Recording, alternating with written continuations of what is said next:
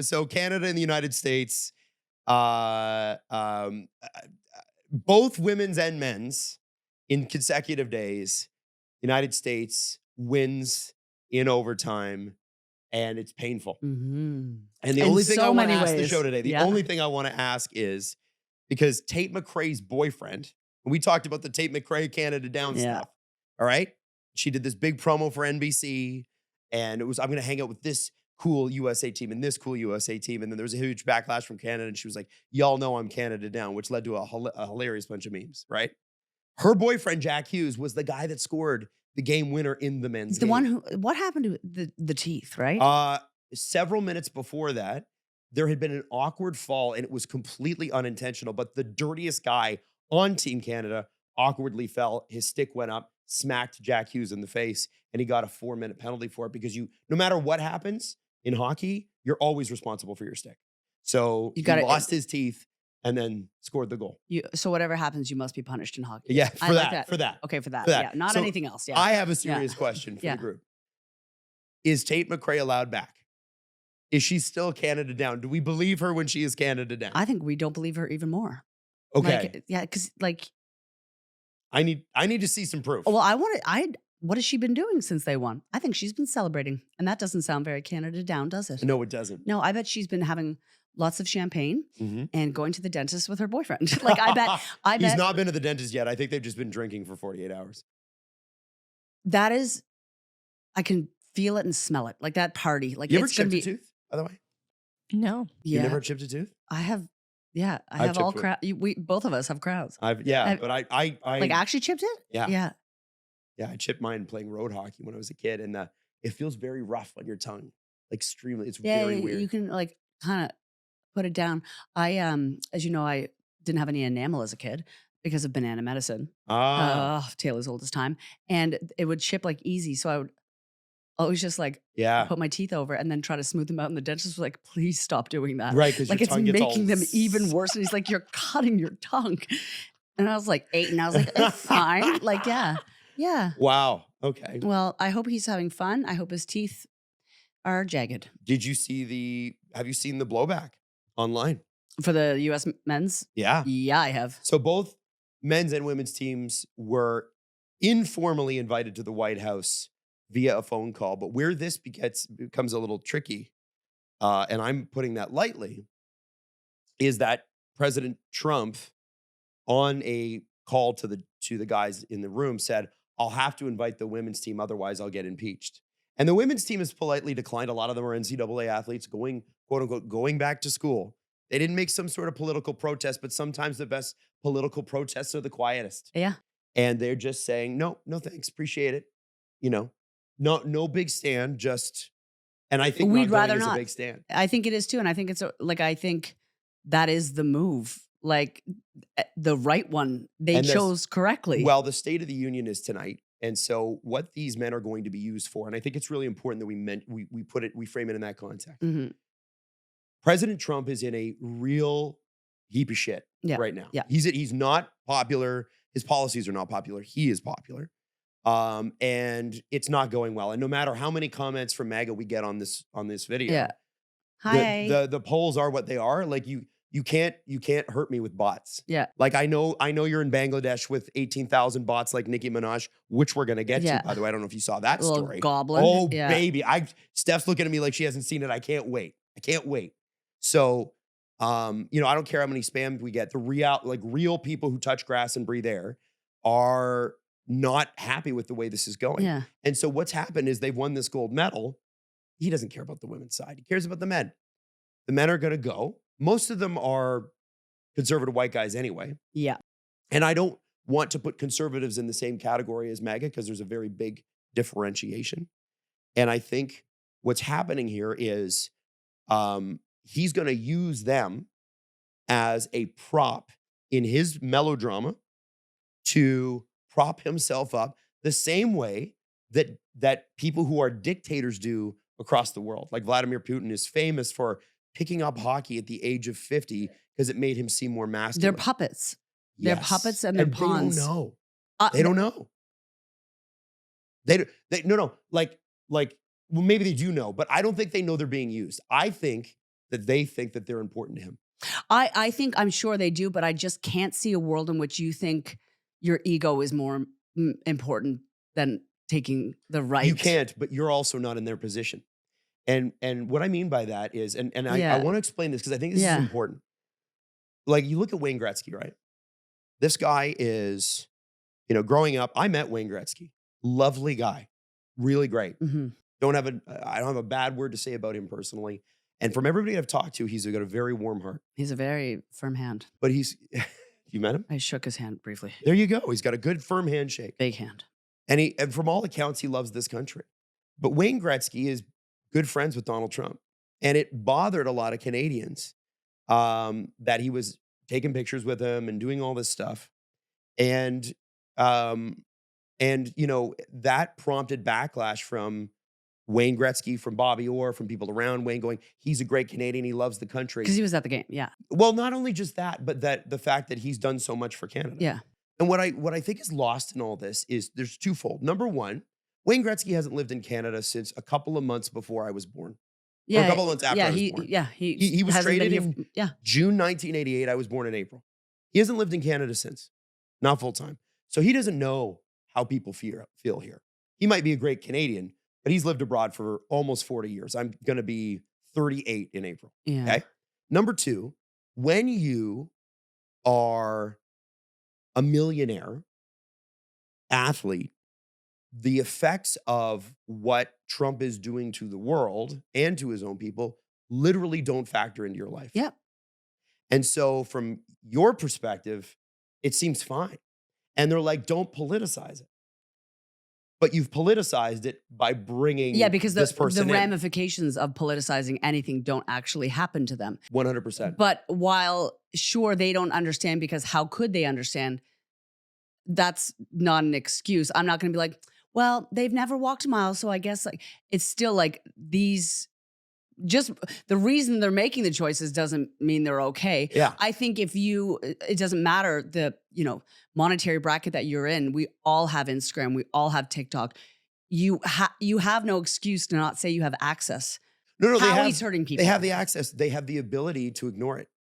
And they have the ability to not feel empathy for a lot of communities that 100%. do have to politicize things. And the other thing, Jax, I have an issue with is when people say, and I'm using Wayne as an example. We'll get back to the American men's team in a second here. What I have an issue with is people are like, oh, think of all the things that Wayne's done for Canada. How dare you criticize him? Well, first off, Yeah, I could criticize anybody. absolutely. And I could still think they're great, but also go, yeah, I didn't like that move. Mhm. And that includes my country, Mhm. by the way. Yeah. It's not unpatriotic to want your country to do better. Yeah. Wayne did a lot for Canada. Canada did a lot for Wayne. Yeah. We gave him the fertile ground here, a country that is free, that has open elections, that tries to root out corruption, that has public school systems and public health. We gave him And Brantford. But that's the thing. Like you grew up here. Yeah. Like where you grow up. They always say in history class, geography determines destiny. Yeah. Wayne grew up in a place where hockey was central. He happened to love hockey. He played it before school. He played it after school. The winters were colder back then, so he had an ice rink in his backyard. And this country, when he became the great one, Yeah. when he became the Stanley Cup winner multiple times in Edmonton and went to world championships and all those things and represented the country, went to the Olympics, we built statues. We gave him awards. We celebrated him gala after gala. The Wayne Gretzky Parkway. This is what I'm saying. Like I know Brantford. that relationship is reciprocal. And so, Wayne's done so much for Canada. Canada's done a lot for Wayne too. Right. And yeah. and then with the hockey guys, the USA hockey team, like the Hughes brothers, for instance, their mom was on Team USA Women's in the 90s. Yeah. Raised 3 boys that are in the NHL, which is so impressive. Like amazing. She was a high-level hockey player, good enough to be on Team USA, has 3 boys. 2 of them were on the Olympic team that won the gold medal. Yeah. And So, but they're laughing. Yeah. in At the women's dress- hockey. Well, and that's how whether or not that's how it was intended, that is how it landed. And by the way, it's absolutely how it was intended. It's And He cannot win. Yeah. Trump cannot win without tearing someone down. No, but here's like, and that is like, that's bully behavior by definition, Totally. right? At the expense of another. So my thing, like you said earlier, silence is sometimes the biggest protest. Sure, you have to take the call. Like, there's all these excuses. They had to take the call. They didn't have a choice. You have a choice to not laugh, though. That could, like, silence could have Oh, been the yeah. loudest response. Instead, they laughed louder than I think they needed to. And what made it political, too, Yeah. was Kash Patel being in there.